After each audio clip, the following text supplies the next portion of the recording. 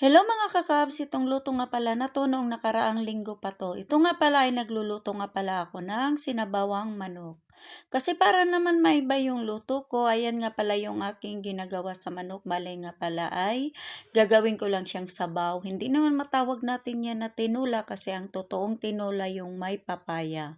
Ayan nga pala yung akin lang ang ilalagay dyan na gulay, yung pichay at saka talong. Yan, nagsaing na rin ako para naman may kanin ako kasi wala naman yung aking mga kasama dito.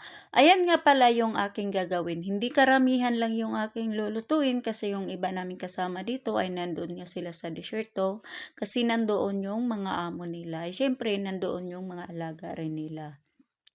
Ayan nga pala, nagayat lang ako dyan ng sibuyas, bawang at saka kamatis at saka atsal green.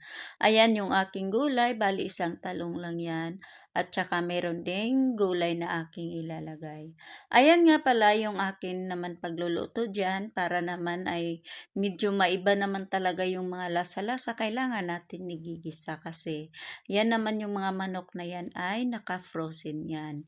Ayan lang yung aking ginigisa, bawang at saka sibuyas para naman magsilabasan na yung mga putok niyan.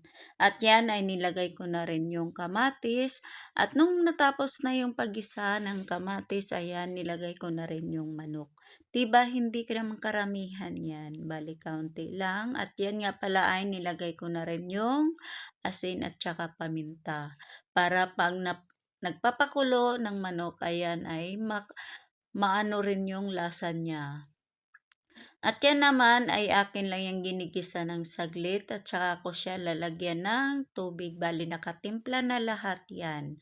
At yan nga pala yung aking pagluluto ng ganyan. Kailangan talaga lalabas yung kanyang amoy ng ginigisa mo dyan. Kasi nga, yung mga manok dito hindi yan fresh yung mga manok dito, kundi yun ay mga naka-frozen yan. Kasi minsan yung mga manok namin dito ay umaabot siya ng ilang buwan bago mauubos. At yan nga pala, nilagyan ko na siya ng magic, nilagyan ko na siya ng tubig para papakuluan ko na lang siya. At yun nga pala yung pagpapakulo ko niyan para hindi naman mabigla yung luto niya. Bali, main-in lang na apoy, hindi yung apoy na as in malakas. At yan naman ay pagkatapos nga pala, nilagyan ko na din siya ng sili green at saka nilagay ko na rin yung gulay. Para naman ay lalambot siya ng hindi naman as in na malambot-malambot. Bali, ganyan lang yung pagkaluto niya. At saka ko siya hainin kasi kakain na nga ako. Kasi wala rin naman yung mga kasama ko dito.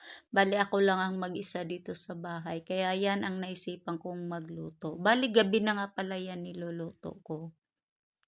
Kasi hindi na kami dito madalas nagluluto kasi